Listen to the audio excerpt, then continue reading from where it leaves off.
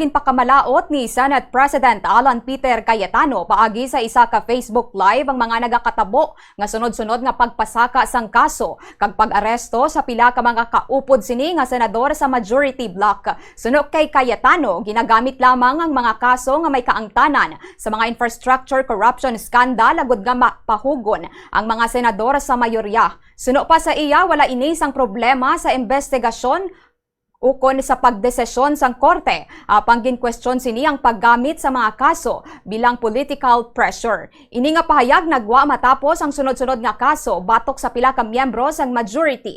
Nahibaluan nga si Senator Jinggoy Estrada gindagdagan sang arrest order sang Sandigan na Bayan bangod sa kaso nga graft kaangot sa ginaaligar 355 million pesos nga budget insertions kung sa diin nakapiyansa ini gilayon.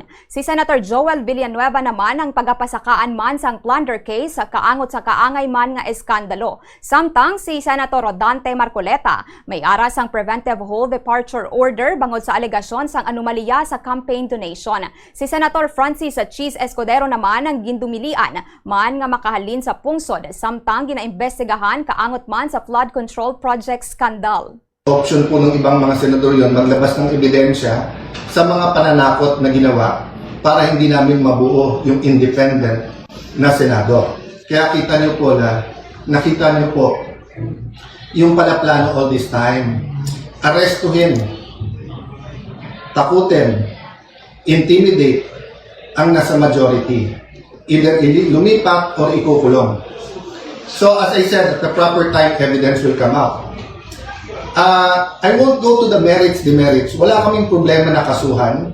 Wala kaming problema na sa korte patunayan kung sila ay guilty o hindi.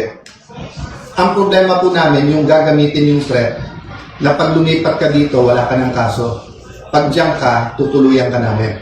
Wala pa nga yung impeachment, ganyan na ang usapan.